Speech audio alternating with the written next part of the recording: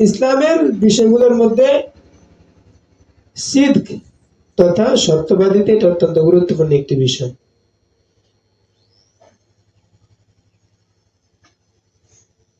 সত্যবাদিতা কাকে বলে, সততা কাকে বলে?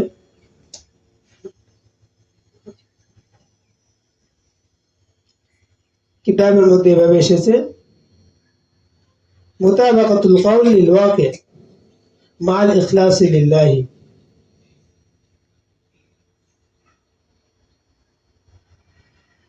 কথা অনুযায়ী কাজ করা আল্লাহ পাকের সন্তুষ্টির জন্য, এটার নাম হচ্ছে সিদক।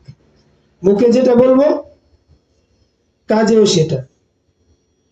আবার এভাবে বলা যায় বাস্তবতা অনুযায়ী কথা বলা,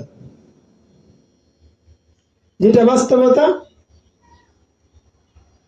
ওই অনুযায়ী কথা বলার নামে হচ্ছে কি সত্যবাদিতা। আজকে সততা আমাদের মধ্য থেকে আস্তে আস্তে কি হয়ে যাচ্ছে, দূর হয়ে যাচ্ছে। মিথ্যার চাদর দ্বারা পুরো সমাজটা ঢেকে আছে।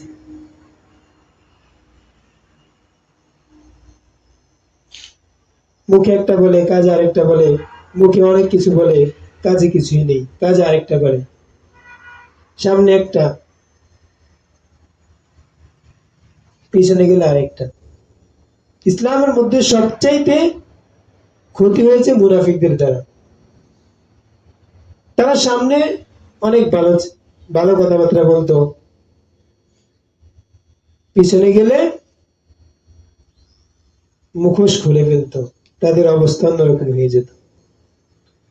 এই জন্য মিথ্যা কথার সত্য কথার গুরুত্ব অনেক বেশি, মিথ্যা পরিহারের গুরুত্ব অনেক বেশি। কোরআনে কারিমের মধ্যে এসেছে ইয়া আইয়ুহাল্লাযীনা আমানুত্তাকুল্লাহা ওয়া কুনু মা'আস সাদিকিন। এই আয়াতের মধ্যে দুইটা নির্দেশ। এক নম্বর হচ্ছে আল্লাহকে ভয় করা, দুই নম্বর সত্যবাদিতার সাথে থাকো। যারা সত্যবাদী যারা তাদের সংস্পর্শ গ্রহণ করো, তাদের আশেপাশে থাকো, যারা সত্য কথা বলে।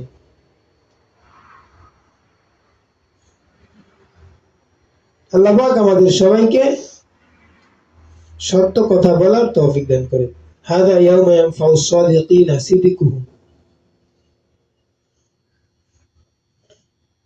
কিয়ামতের মাঠে আজকে যদি আমি সত্য কথা বলি এটা আমার কাজ দিবে, আমার আমলের পাল্লা ভারী করবে।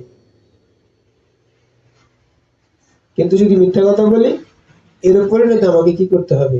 লানাতুল্লাহি আলাল কাযিবিন। যারা মিথ্যাবাদী এদের উপরে আল্লাহ পাকের সবসময় কি হতে থাকে? লানত হতে থাকে। সত্য কথার গুরুত্ব অনেক বেশি। আমরা সবাই যে কোনো মুহূর্তে যে কোনো পরিস্থিতির শিকার আমি হই, আমার মুখ থেকে যেন মিথ্যা কথা না বের হয়, সত্য ছাড়া অন্য কিছু যেন আমার মুখ থেকে না বের হয়। আল্লাহ পাক আমাদের সবাইকে তৌফিক দান করে।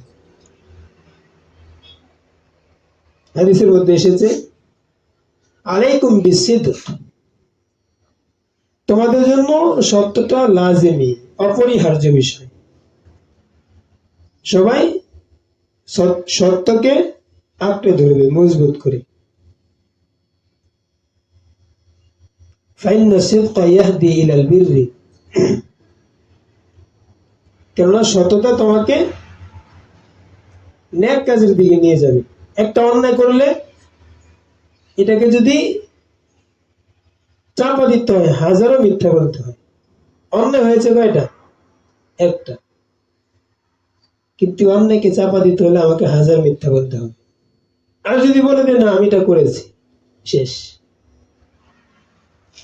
কিন্তু যখন এটাকে ডাকতে যাব মিথ্যা দিয়ে, হাজার মিথ্যা আমাকে বলতে হবে। এটার পর ওইটা, এটা কেন হয়েছে, ওইটা ওখানে আরেকটা মিথ্যা, ওইটার পর আরেকটা মিথ্যা। এই জন্য সত্যকে মজবুত ভাবে আঁকড়ে ধরার কথা বলা হয়েছে।